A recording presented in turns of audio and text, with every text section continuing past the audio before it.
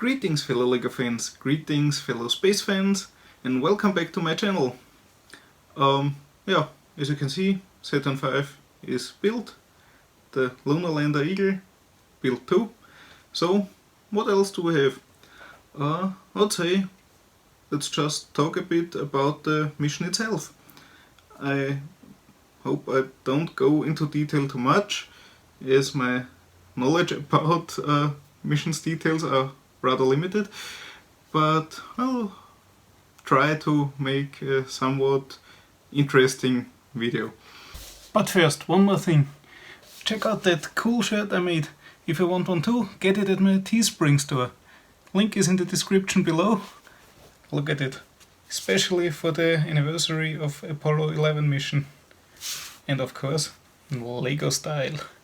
So, if you want such cool shirts, go to my Teespring store now. Well, let's start at the beginning. Race for space. Russia, US. Who would win? Well, race into space, I would say it was the Russians. Hello, Yuri Gagarin. But the race to the moon, US. So congrats to both sides, they achieved glorious goals, and I think it was a fantastic time for science back then. And of course there was some political tension. Who would be the president to make men explore space? And on the US side it was John F. Kennedy, and so it was his duty to gather the funds to make all that cool stuff happen. And of course he had to address the Congress, so they would keep money rolling, like he did in this address on May 25th in 1961, where he told them they had to be the ones to send an astronaut to the moon and return him safely back to Earth. And but let's hear the man himself. I therefore ask the Congress, above and beyond the increases I have earlier requested for space activities, to provide the funds which are needed to meet the following national goals. First, I believe that this nation should commit itself to achieving the goal, before this decade is out, of landing a man on the moon and returning him safely to the Earth. No single space project in this period will be more impressive to mankind or more important for the long-range exploration of space, and none will be so difficult or expensive to accomplish. Well said, Mr. President. And it worked out fine, as we know today. Although budget was cut several times during the program, enough money was coming and it worked out. But it was not only the Congress he addressed, also public had to stand behind the program, and so there were lots of very great speeches, and one of the, I think, best known speeches is the one at the stadium of Rice University in Houston, Texas. And I think, as I'm given the opportunity, I could ask President Kennedy some questions during this speech. But when you're meeting the president, you just can't go in a t-shirt, so it is time to suit up.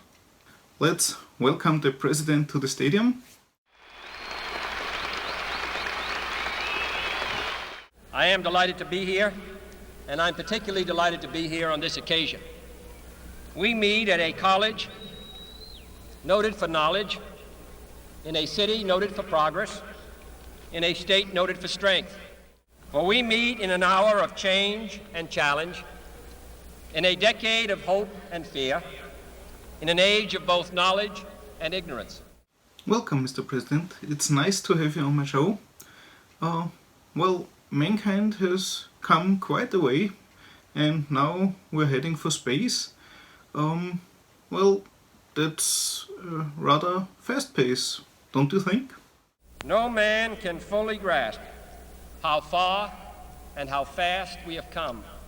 Surely the opening vistas of space promise high costs and hardships, as well as high reward. So it is not surprising that some would have us stay where we are a little longer, to rest, to wait. Well, wouldn't be a little bit resting and contemplating what we have achieved so far a rather good idea, so we can focus on what's really necessary? Do you really think we should push on and on and on? This country was conquered by those who move forward, and so will space. Yeah, well, that's true.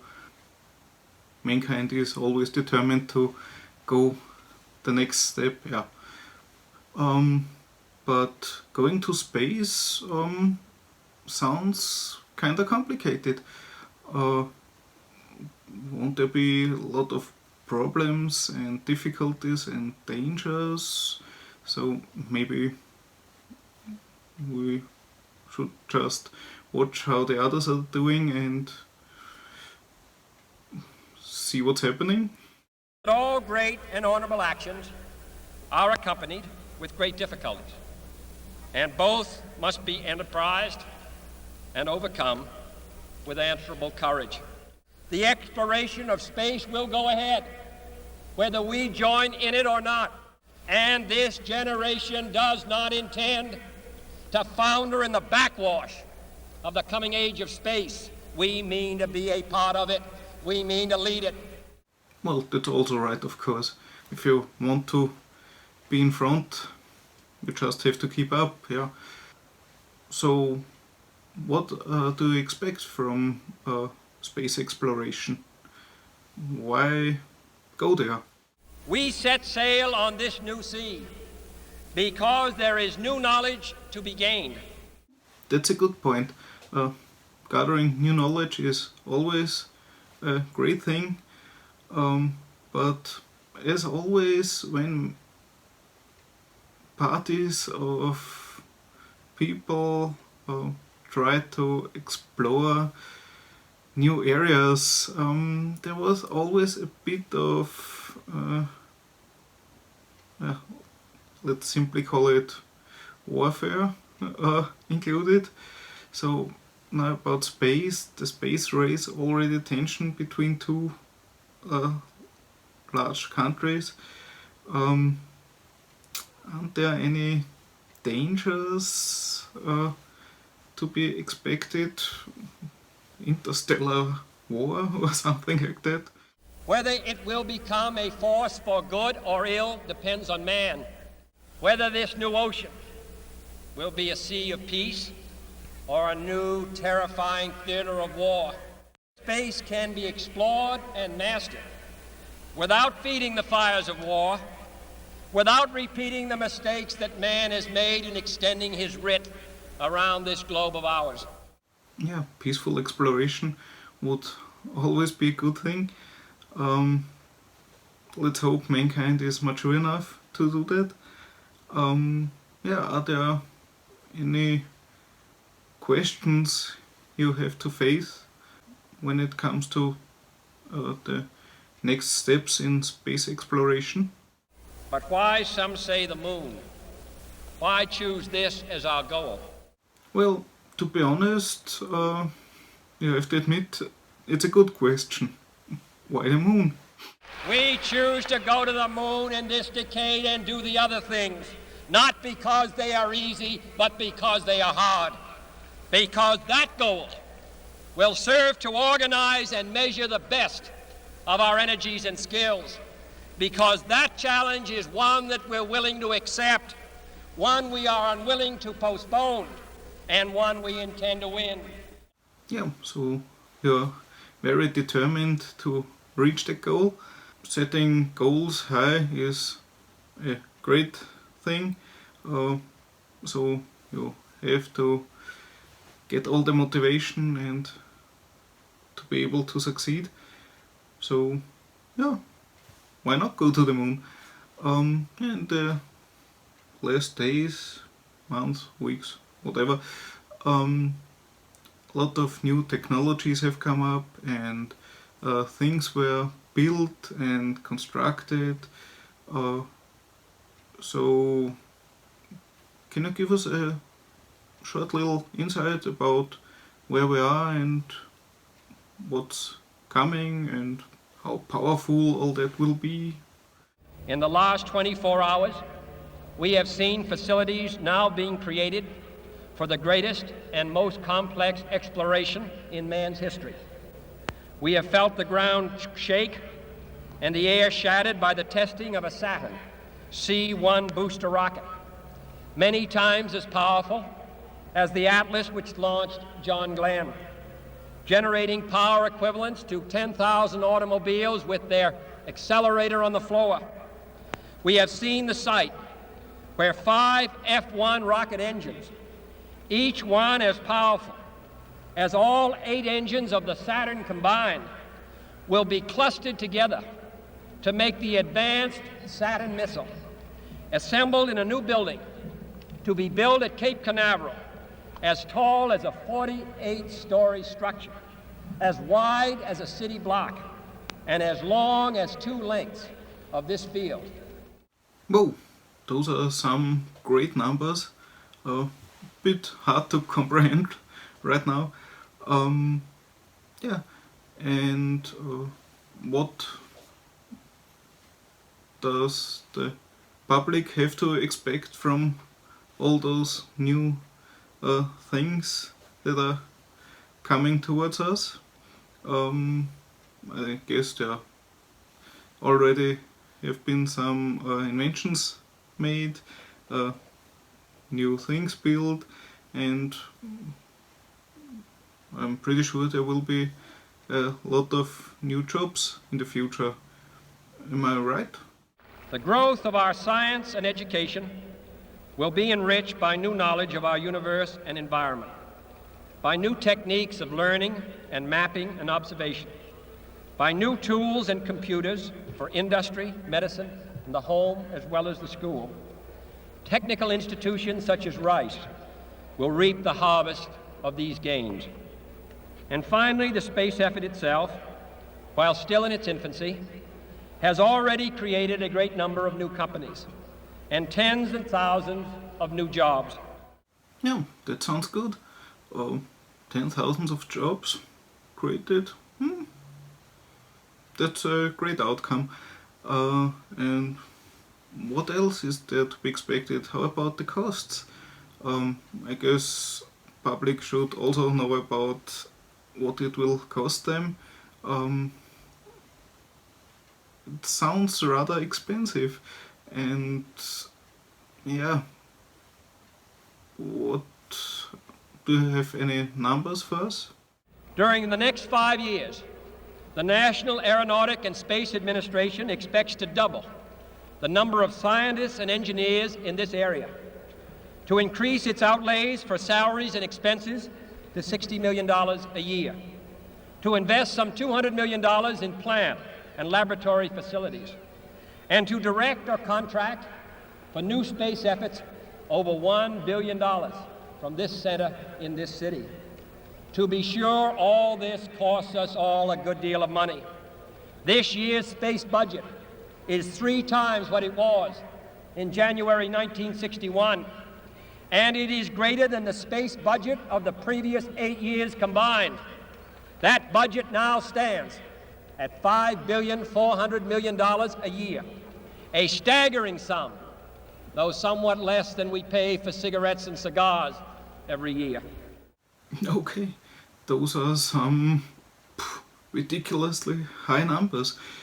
But, well, if that's the price you gotta pay, then yeah, there's no way around it. Let's hope all our expectations for new knowledge and whatever it will bring will meet that price.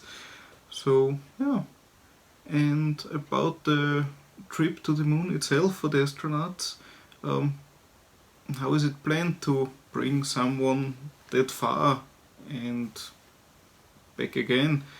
We already heard about the massive engines, but could you give us a bit more about the planned flight?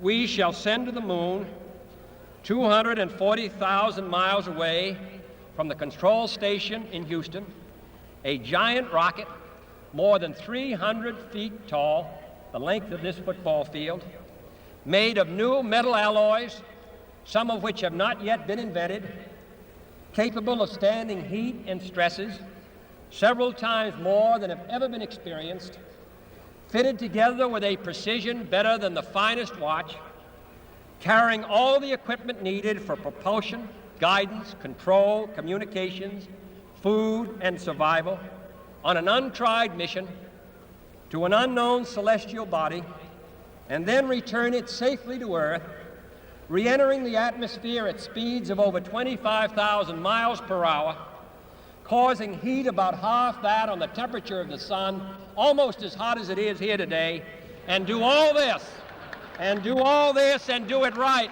and do it first before this decade is out, then we must be bold. Yeah, especially the part about doing it right is pretty important, I would say. Yeah, so that sounds like a hell of a trip, especially the coming back down. Pretty hot.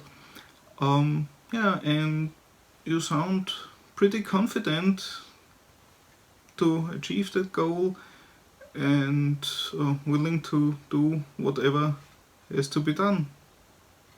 Anything you want to add to that? I think we're going to do it. And I think that we must pay what needs to be paid.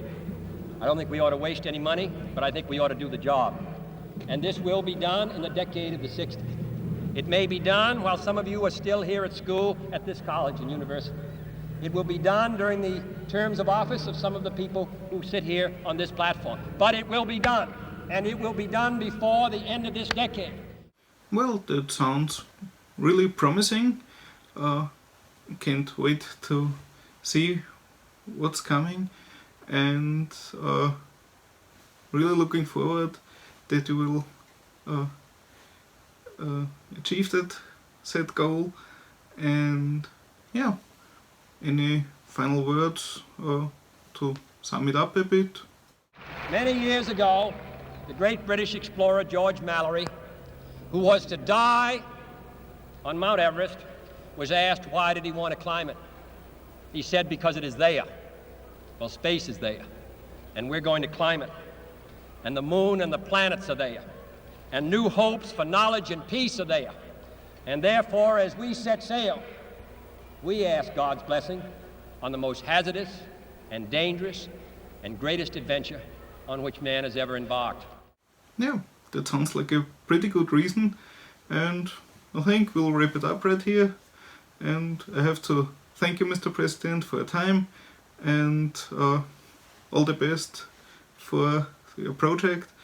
And yeah, thanks again. Thank you. Yeah, it was really great talking to President Kennedy. No, jokes aside, you have to admit it was a pretty great speech then, and it was very inspirational, and he was a very eloquent man, I would say. And I can totally understand why everybody back then was freaked out and totally into space and astounded by the things that crashed in on them, new products and new inventions and all that new stuff and the hype, and wow, yeah, the air was full of electricity, you could say. Yeah, and I'd say that's it for this video. The first video about the little background of the mission that brought us to the moon. And I think in the next video I'll start with how we sent men up to the moon. See you then. Have a good time. Bye bye.